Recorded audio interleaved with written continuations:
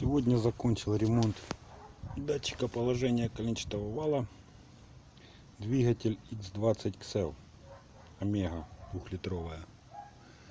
Короче, накрылся датчик. Датчик у меня 5VK9 0541.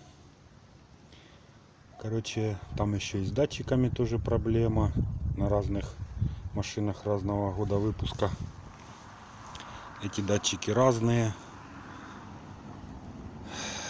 Короче, там 96-го года, кажется, уже начинают ставить другие датчики.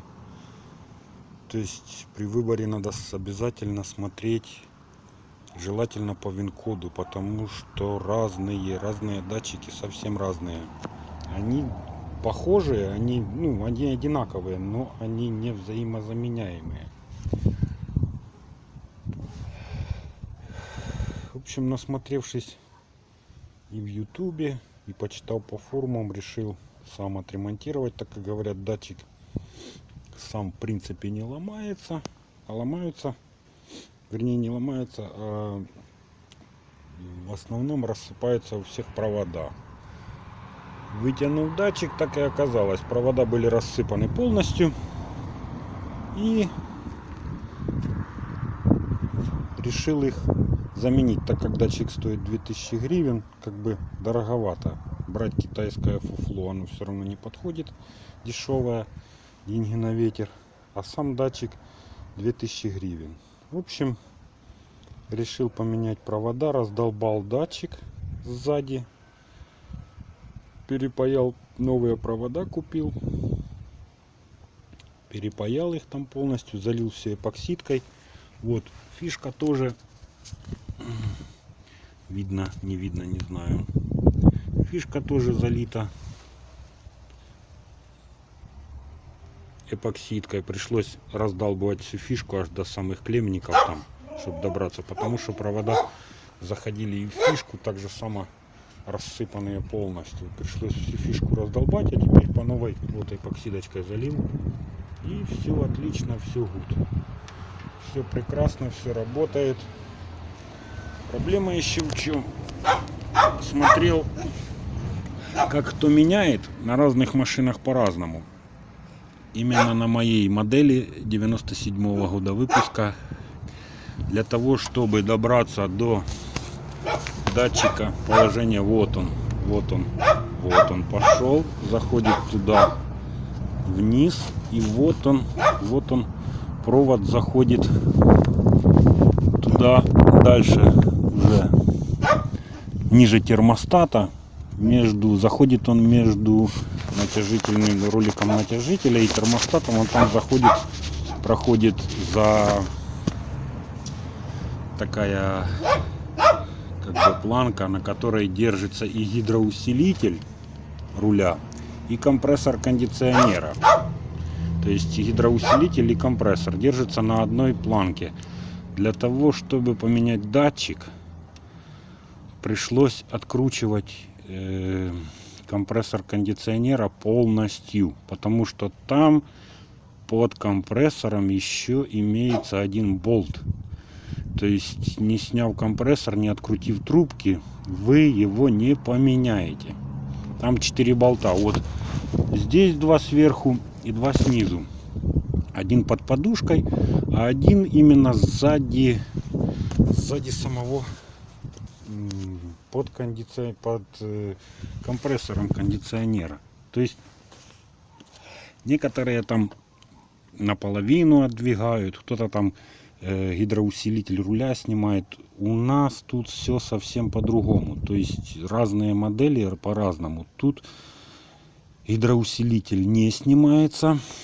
При снятии снимаем сначала ролик натяжителя, потом откручиваем компрессор кондиционера, откручиваем, вот он, там 3 болта идет, отцепляем, и соответственно трубки тоже, трубки вон они идут тоже. То есть кондиционер придется спустить фреон весь, Открутили компрессор, откручивается 4 болта, один возле подушки, один за компрессором и 2 еще здесь вверху.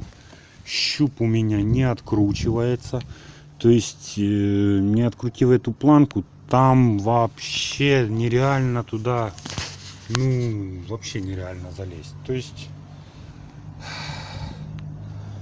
у каждой Омеги 2-литрового двигателя вроде бы одинаковые, но они все разные. То есть тут пришлось полностью снимать всю эту планку. И тогда только я добрался до самого датчика. То есть вот так вот. Смотрите, какие двигателя. И на форумах пишут в основном там откручивают щуп, отдвигают чуть-чуть компрессор.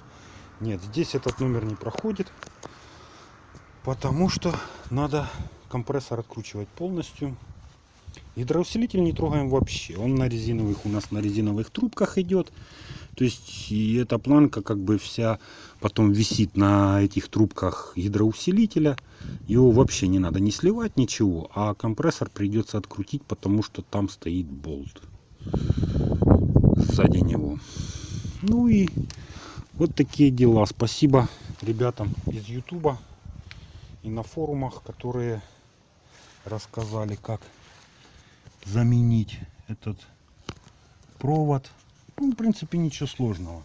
Разламываете аккуратно, распиливаете датчик, доходите до этих 3 клеммников, к которым проводки припаяны. Припаиваете, перепаиваете проводки. Фишка так само перепаивается вся полностью. Потом, ну, я каждый провод в отдельности в термоусадку кинул, а потом еще и сверху термоусадку всю общую. И на датчике идет как бы экранчик, который подпаянный, экранированный провод идет, такая оплетка, многожильный провод вокруг этих проводов.